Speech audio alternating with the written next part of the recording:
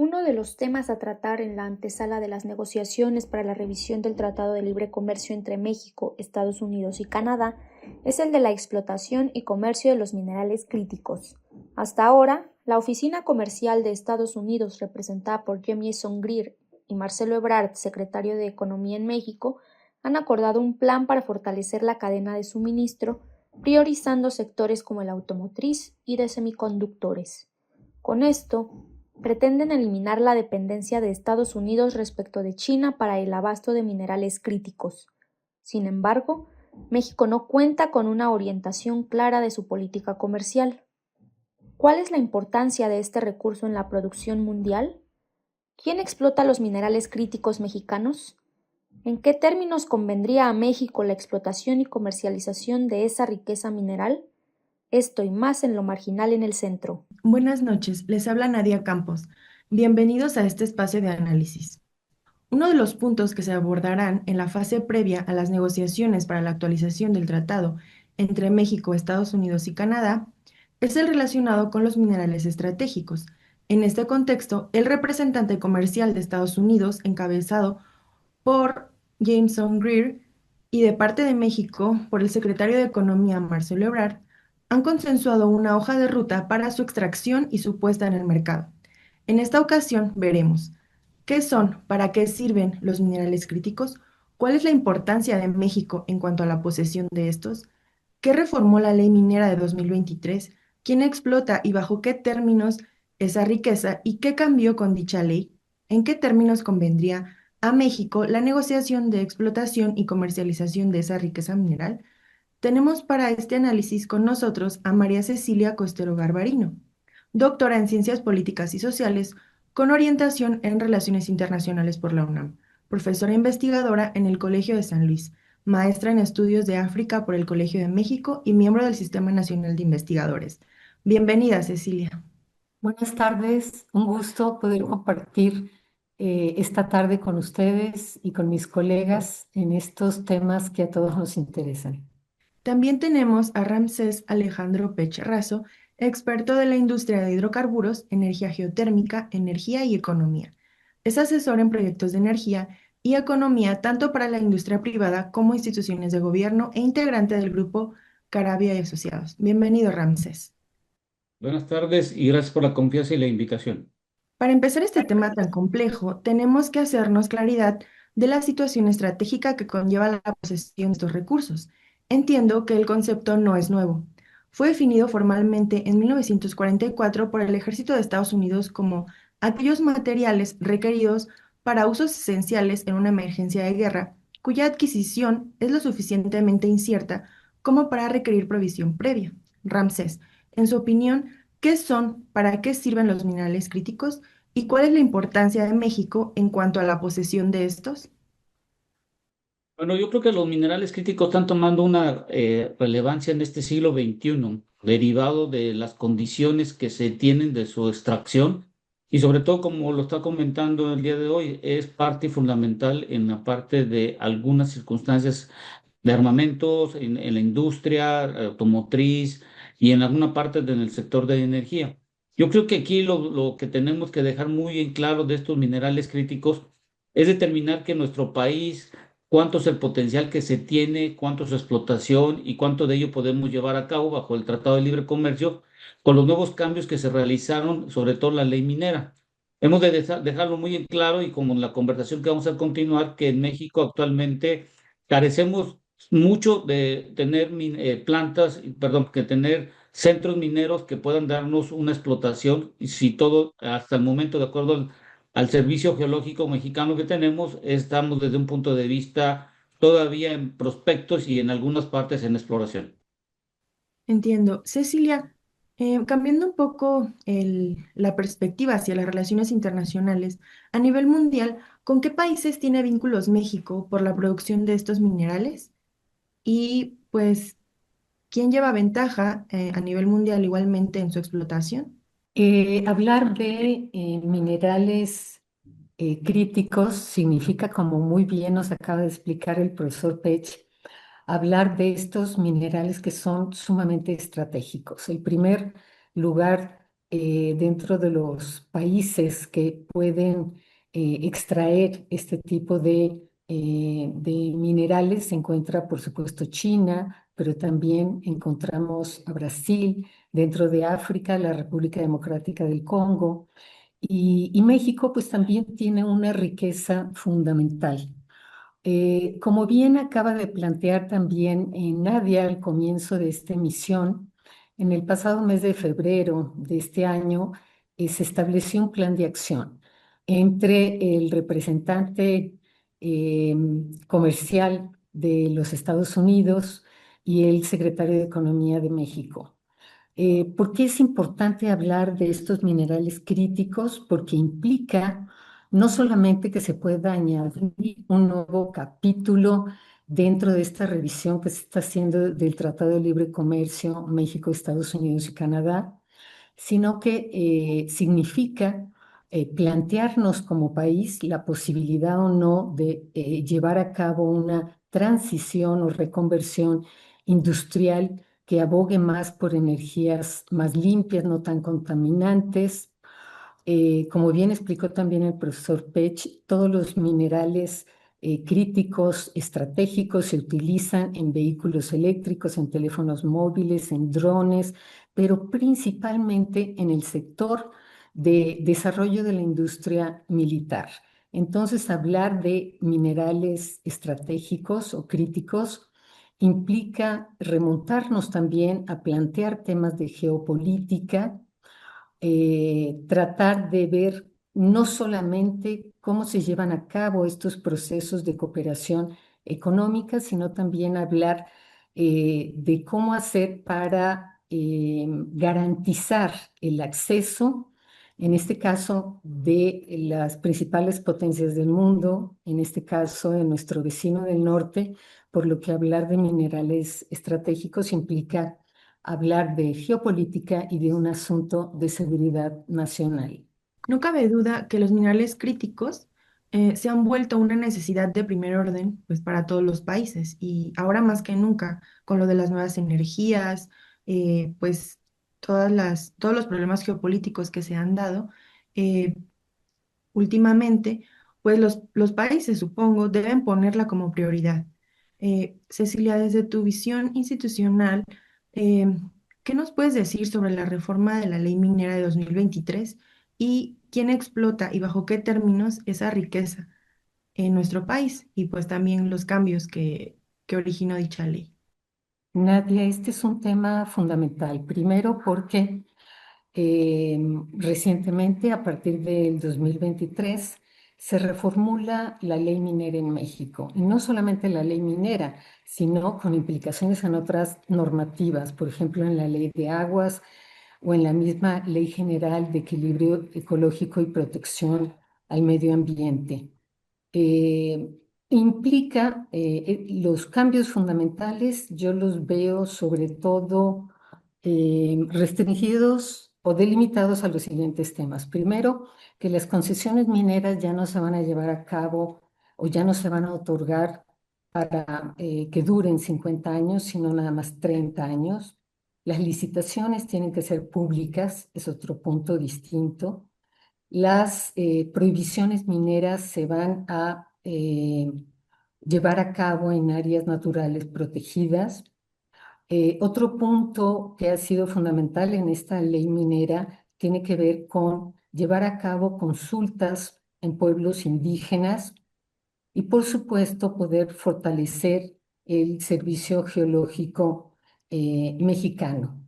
Esto significa que las concesiones mineras se van a centralizar y van a ser una prerrogativa del Estado mexicano, porque en muchas ocasiones muchas de estas concesiones atravesaban incluso territorios ejidales por lo que su producción va a estar mucho más controlada y se habla de que incluso no se pueden dar concesiones mineras a partir de los fondos mineros, donde también se encuentran minerales críticos o estratégicos importantes. Entonces implica una mayor centralización por parte del Estado mexicano, llevar a cabo consultas públicas y, por supuesto, poder establecer consultas en pueblos originarios cuando las concesiones se encuentren dentro o en zonas limítrofes de donde viven pueblos indígenas.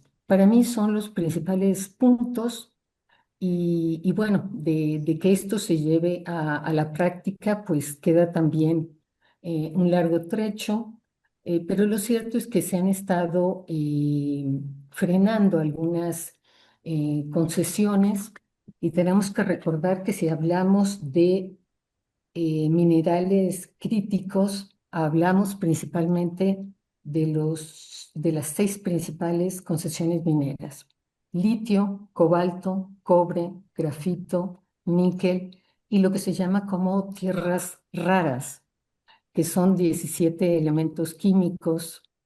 Seguramente quienes nos acompañan esta tarde saben mucho más que yo sobre estos elementos químicos y metálicos que dan acceso a minerales luminescentes, eléctricos y magnéticos, que también forman parte de estas tierras raras, que no son ni tierras ni raras, pero cuya explotación y producción está muy delimitada también algunos países dentro del concierto internacional, porque no solamente depende, Nadia, de que podamos tener estas reservas que son tan importantes de estos minerales críticos, sino nos tenemos que plantear la posibilidad o no que tenemos como país o qué países tienen la prerrogativa, además de explotarlos y de convertirlos en materiales industriales específicos. Sí, la posibilidad de su extracción, ¿no?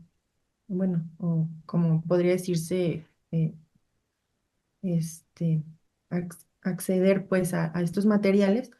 Pero a mí me queda la duda, o de lo que mencionaba Cecilia, ¿qué concesiones se han frenado de las que mencionabas, de estos minerales?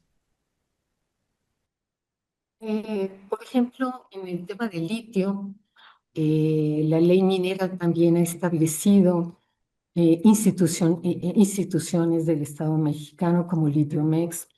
Estamos transitando entre la ilusión del litio y la incertidumbre de realmente hasta dónde podemos llegar.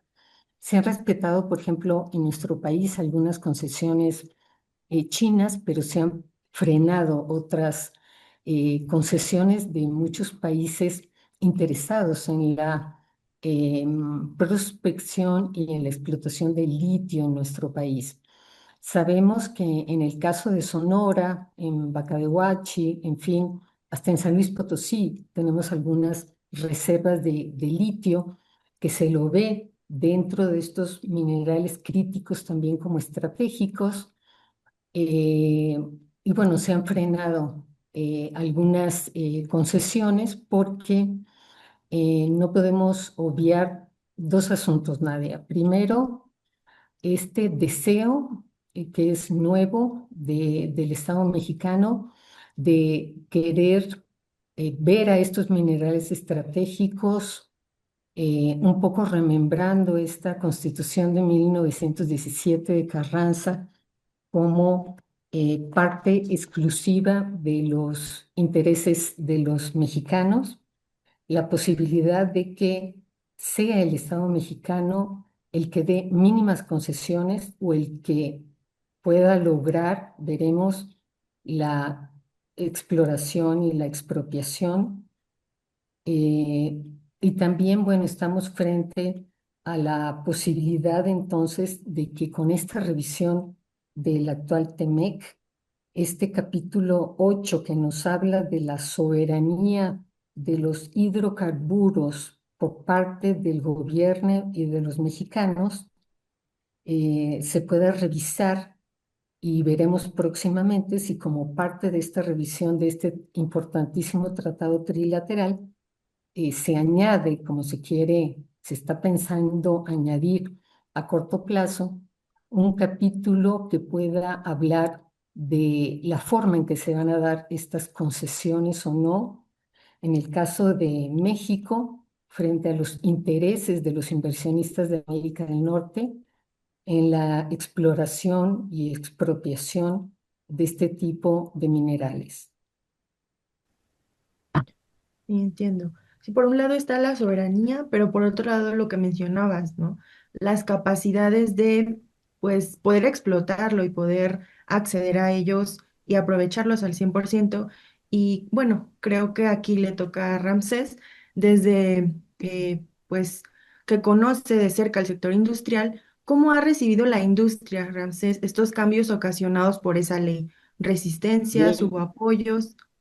no, es que estamos muy mal en estas cuestiones de las leyes como se cambiaron. El sistema geológico mexicano no tiene el dinero necesario para hacer la explotación, la exploración de las tierras raras ni los minerales críticos. En México carecemos de 14 minerales críticos.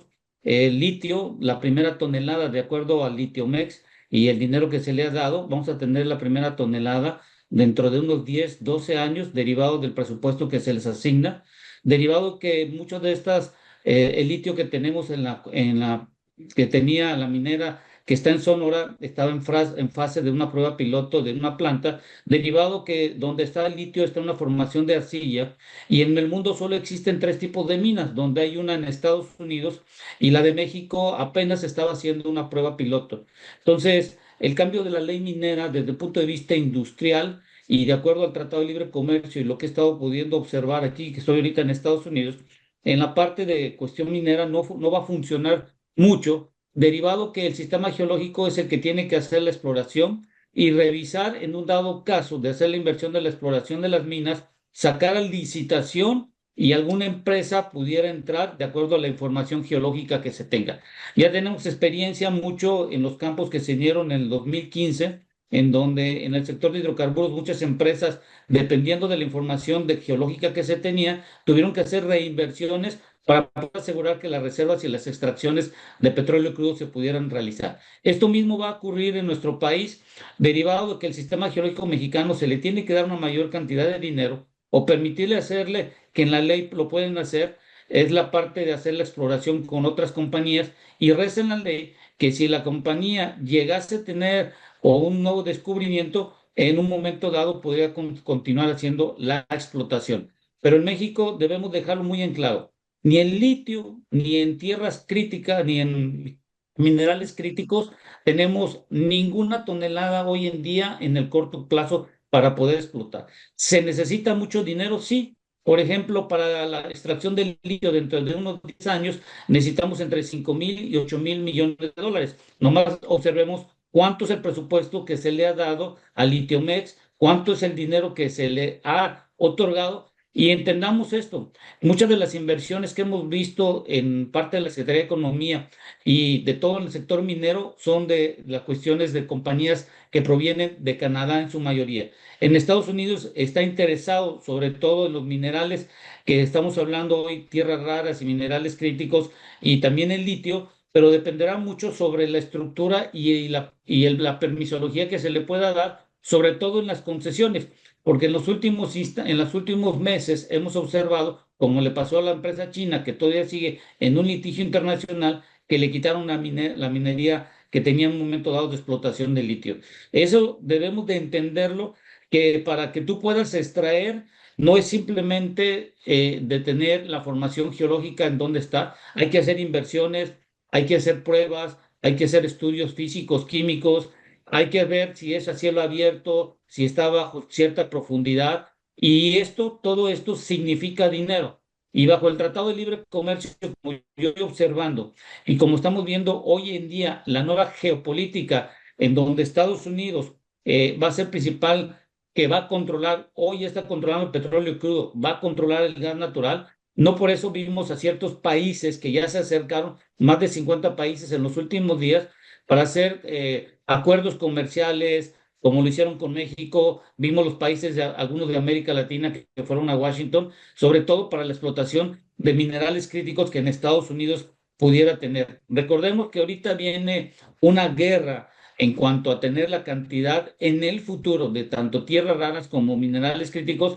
entre Estados Unidos y China. China por la cuestión tecnológica y todo lo que conlleva de los carros eléctricos que producen más de 4 millones de vehículos en el año, y en Estados Unidos que está centralizándose sobre todo en la parte de chips, en la parte de centros de datos que se necesitan muchos de estos minerales, y que México hoy, en este momento dado, si pudiera abrirse en la ley, sobre todo, no para solo facilitar a ciertas empresas que estuvieran en la parte de la exploración, sino también permitir que pudieran hacer la inversión de exploración y la extracción, nos ahorraríamos mucho tiempo.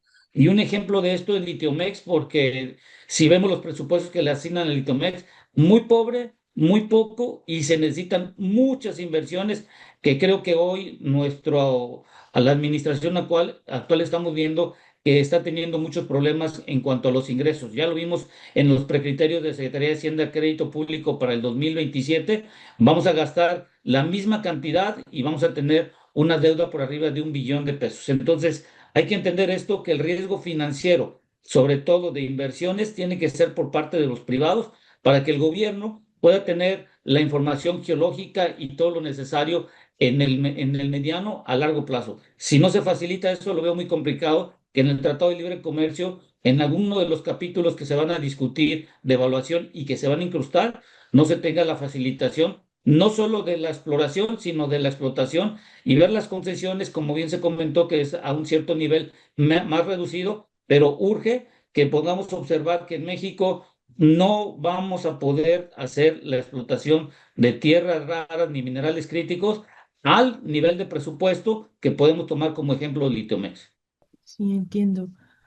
Sí, vemos, pues, entiendo que estos cambios en las regulaciones limitan mucho la explotación de estas materias primas y pues al ser tan importantes para el país, tanto a nivel internacional como a nivel interno, pues surge inevitablemente la duda de que si estas iniciativas, además pues de lo que comentábamos con, con Ramsés, es lo único que se puede hacer, ¿no? Además de la inversión, Ramsés, ¿tú qué opinas sobre qué le convendría a México en la negociación de la explotación y comercialización de esta riqueza mineral? Miren, les voy a dar un dato. Miren, en el año 2012, la inversión que se logró, de acuerdo a los datos del Sistema Geológico Mexicano, fue de alrededor de 8.433 millones de dólares en la parte de minería.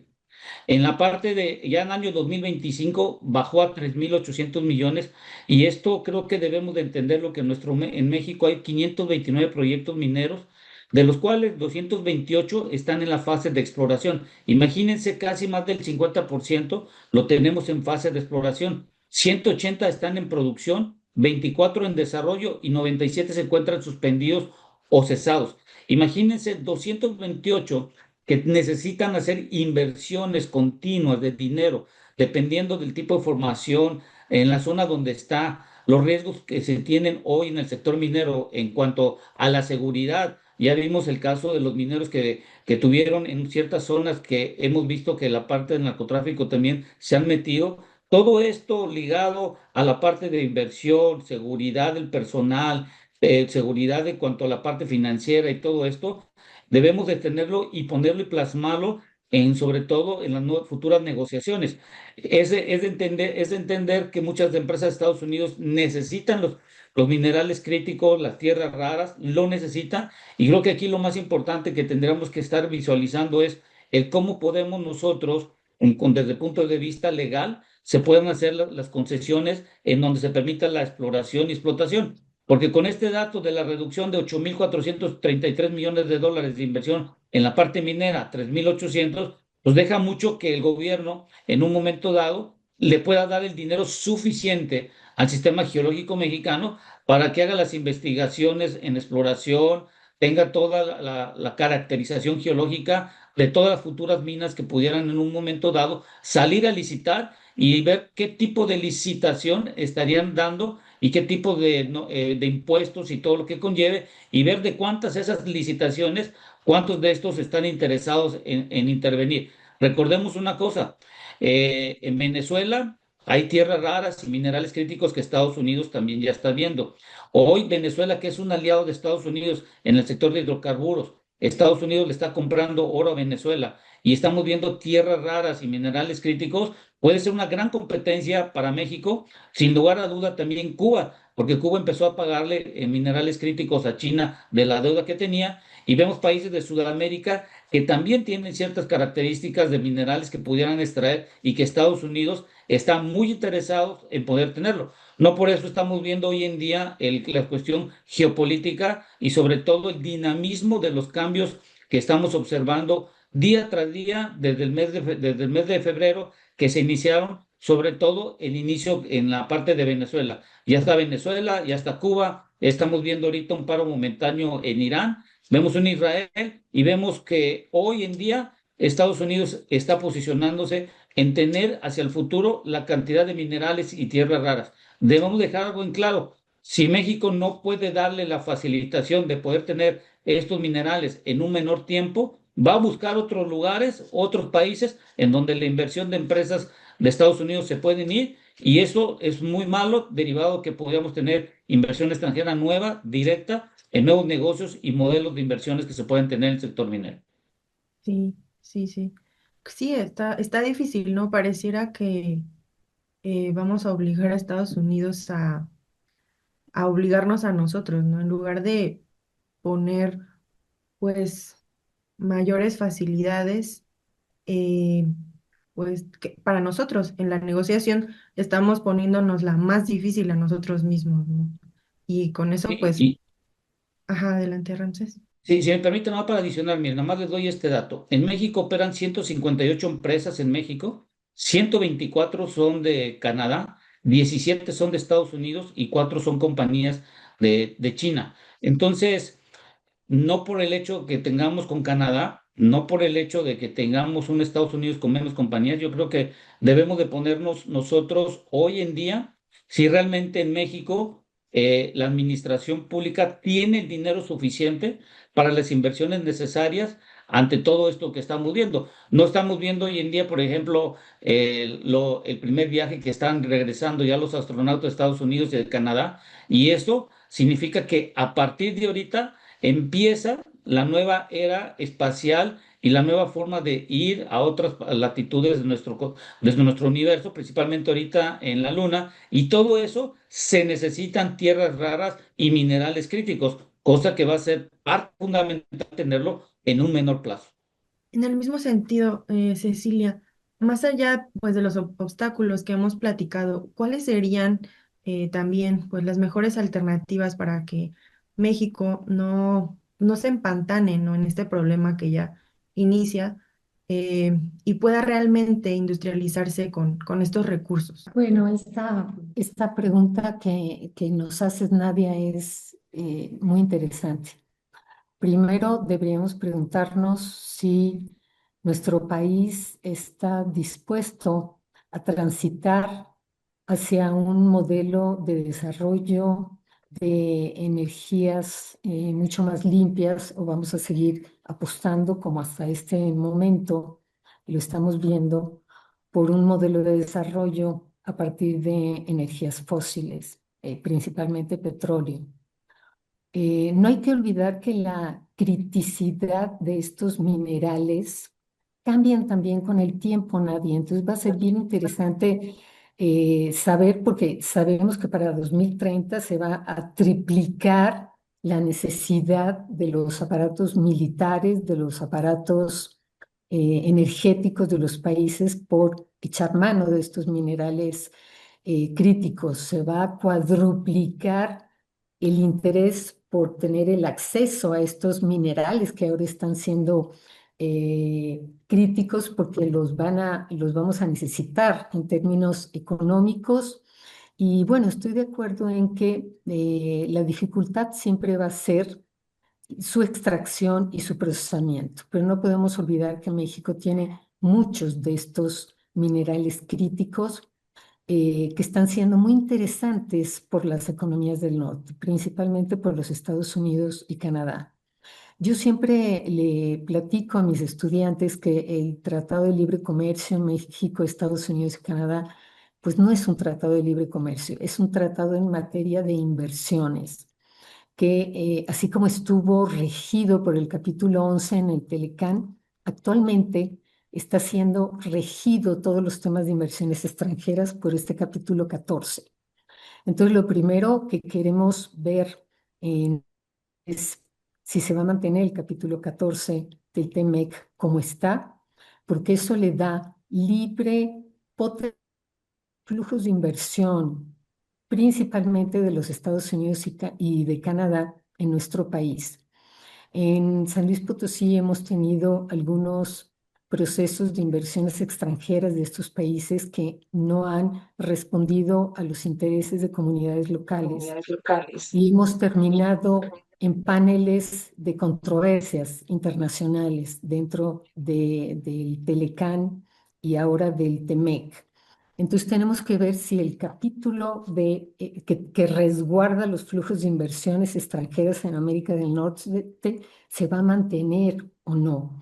A mí lo que me queda claro es que todo este tema de minerales críticos, y ya con esto trato de concluir mi intervención, tiene que ver con dos aspectos fundamentales. Primero, sacar a China o tratar de delimitar la presencia china en América Latina, porque de acuerdo al corolario Trump que empezamos a analizar y a ver desde fines del 2025, para los Estados Unidos todo el hemisferio donde entra México y toda América Latina es una zona de influencia estadounidense, o así es como la ven.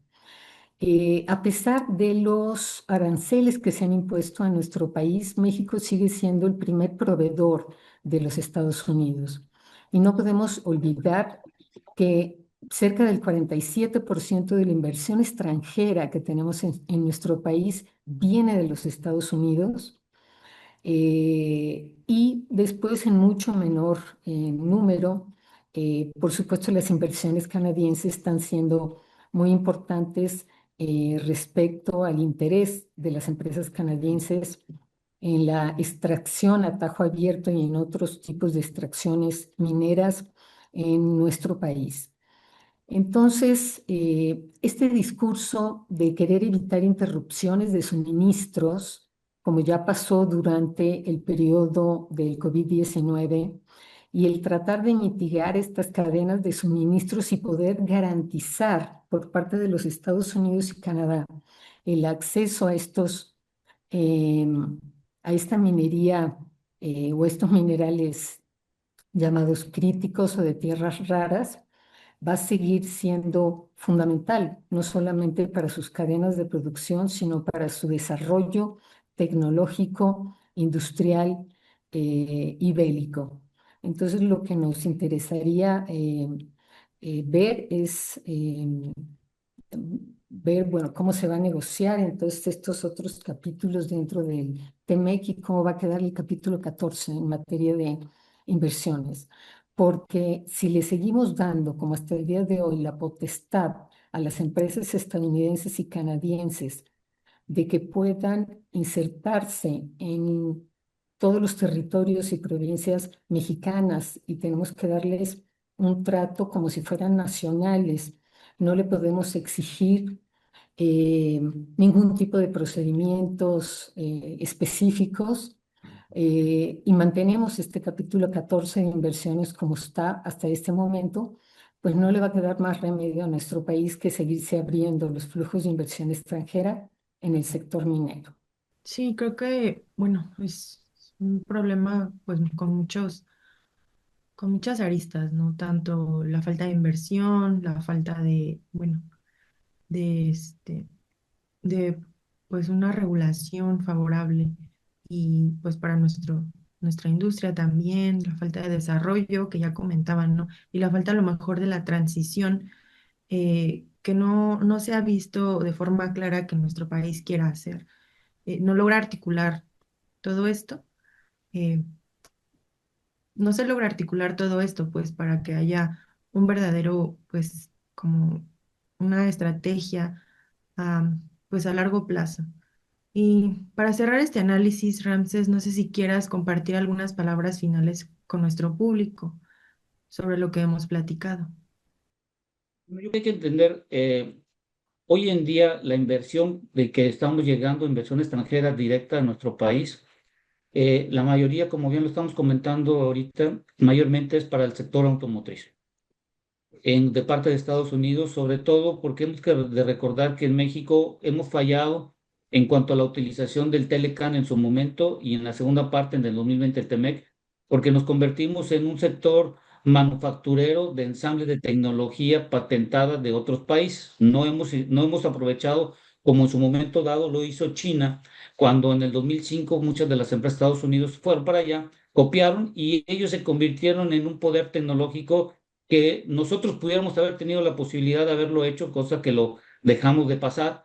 Y hoy ante las cuestiones de minerales, las cuestiones de hidrocarburos, cuestiones de energía nuclear, las cuestiones que vienen hoy en día de los nuevos cambios geopolíticos y sobre todo de la nueva forma de cómo se va a mover el dinero en el mundo, debemos entender que dos cosas muy importantes. Un país depende de su balance presupuestal basado en los ingresos que tiene y el gasto que tiene. Y hoy en día lo que tenemos que reducir es la brecha en cuanto a la deuda estamos teniendo en este país de más de 1 billón de pesos, de acuerdo a los precriterios que la Secretaría de Hacienda y Crédito programó para los próximos años del 2027 en adelante. Y esto debemos de concientizarnos de que, ejemplo doy, que Pemex y Comisión Federal de Electricidad le dan 1 billón de presupuesto y a Litiomex es infinitamente el presupuesto que se le está dando. Entonces, si queremos tener un sector minero fortalecido, en donde el gobierno o la administración sean el garante para que puedan venir inversiones, necesitamos cambiar las asignaciones presupuestales que se le dan a las nuevas empresas como Litiomex, al Sistema Geológico Mexicano, para asegurarnos que sí existe una inversión que venga a invertir y no como hemos visto en los últimos años, pero la posición que tenemos que entender es, sin el dinero necesario y sin los ingresos de inversiones de otras empresas, muy complicado lo vamos a tener si queremos nosotros tener un sistema minero de explotación en el corto plazo. Ejemplo, Litiomex no puede tener su primera tonelada hasta dentro de 10 o 12 años, derivado que es una formación arcillosa, que no hay la tecnología en su momento dado actualizada en nuestro país y dependemos de otros lugares. Con eso yo cerraría y espero que la información y lo que compartimos ayude al público. Y no, no cabe duda que es, pues, que está difícil. Cecilia, ¿tú quisieras compartir algunas palabras finales para nuestro público? Bueno, primero felicitar a este colectivo de jóvenes porque entre todos nos ayudamos a pensar en todos estos temas. Decirte que el sector de la minería en México sigue siendo fundamental en nuestro país. Si bien es cierto que no tenemos mucho desarrollo en litio, pero producimos mucho oro, mucha plata. Yo soy de una entidad federativa donde la vocación histórica de San Luis Potosí pues ha sido la extracción de oro y plata y muchos de estos minerales forman parte también de estos minerales críticos.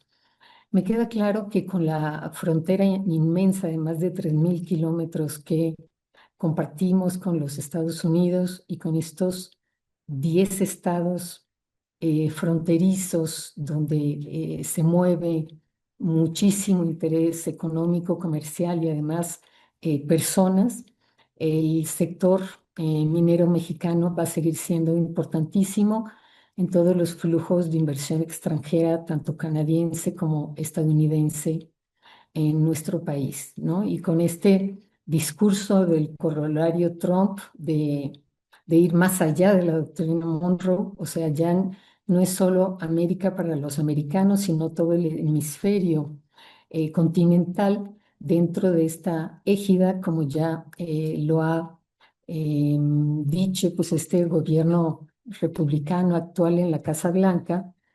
Y vemos que muchos de estos temas de minerales críticos pues tienen que ver con la posibilidad de garantizar el acceso preferencial de este tipo de minería en uno de los principales sectores militares del mundo, que es el estadounidense.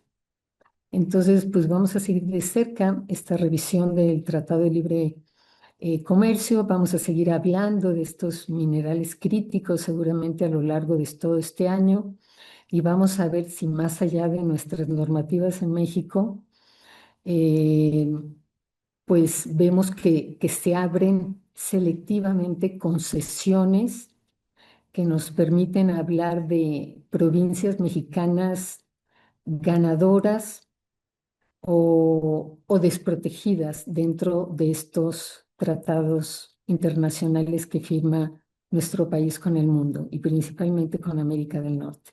Sí, creo que pues es un tema muy importante. Esperamos que podamos seguir contando con su presencia para profundizar todavía más en este tema y cómo se desarrolla, ¿no? Con las negociaciones que ya bien nos comentaban y la respuesta también de la industria y las posibilidades de México, ¿no? Para pues para el desarrollo y ver si finalmente pues el gobierno logra articular todos estos problemas que se han dado y que no se ve pues para dónde hacerse. Es difícil, no cabe duda, pero pues son retos, ¿no? Que los países pues tienen que hacer frente cada ciclo donde se dé esa oportunidad. Y ojalá pues no nos perdamos y podamos aprovecharlo correctamente ahora que se presenta. Bueno, mi más profundo agradecimiento a nuestros dos brillantes panelistas, Cecilia y Ramsés, por su claridad y profundidad, y a ustedes, el público, por acompañarnos en esta reflexión. Les hablo Nadia Campos, hasta un próximo análisis.